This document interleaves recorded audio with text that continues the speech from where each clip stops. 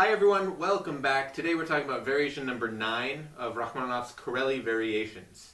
As we were discussing yesterday in variation number 8, Rachmaninoff has taken our tempo back for these two variations, and he's also introduced a kind of orchestration that he's doing, particularly having these short, low notes in the bass. They're reminiscent of a double bass, upright bass, plucking in the lowest registers that they have.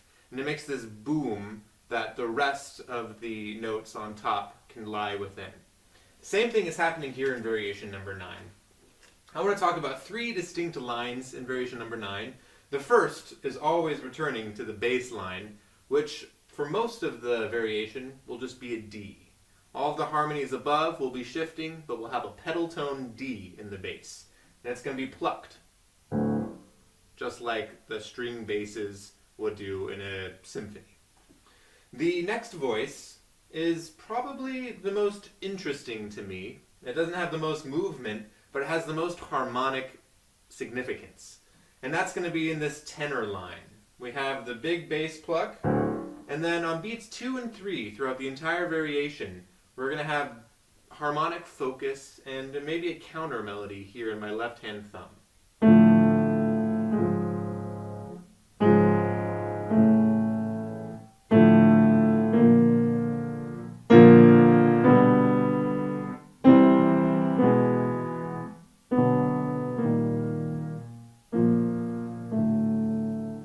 Notice how it's all very close together because it's all chromatic. We're just moving from A all the way up to C.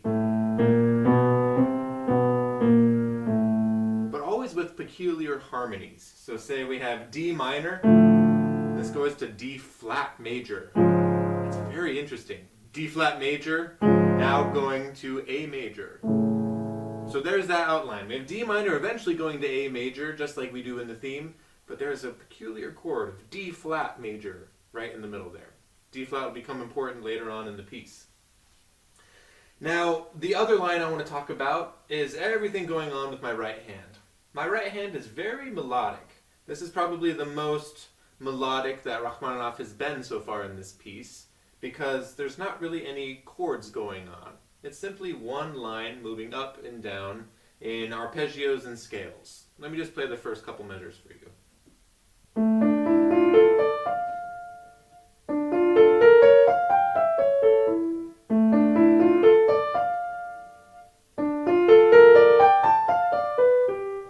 It's just really interesting going up and down, following these strange harmonies produced by my tenor in my left hand.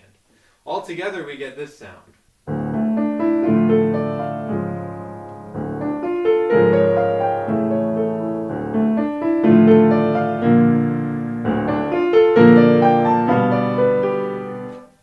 It just is a beautiful variation that you don't really hear much of the melodic part of the theme, but it's hidden in there. If you look at measure 2, you can kind of hear. So it's hidden in there, but it's not as obvious as in other variations. Some of the most amazing parts of this come in the second half of the variation, where the bass finally moves away from playing these short pizzicato Ds. Eventually it moves up a third to an F. Just once, then down to E flat, then back down to D. The harmonies above this are just very peculiar. We have this F, and then this A flat chord, moving to a G chord, then an E flat, moving down again. So again, it's all chromatic, but just the fact that he changes the bass line for 2 notes makes that part of the variation that much more intense. It's also at a mezzo forte, and we have these big swells, and it's just the climax of the variation. It's a small little climax, but it's really, really impactful in the grand scheme of things. Now, there are going to be a few transition areas, always getting into the second half of the variation, and then transition to get into the next variation. These are just very kind of spooky chromatic lines going on. So I'll play the last 2 measures of the variation and you'll understand what I mean.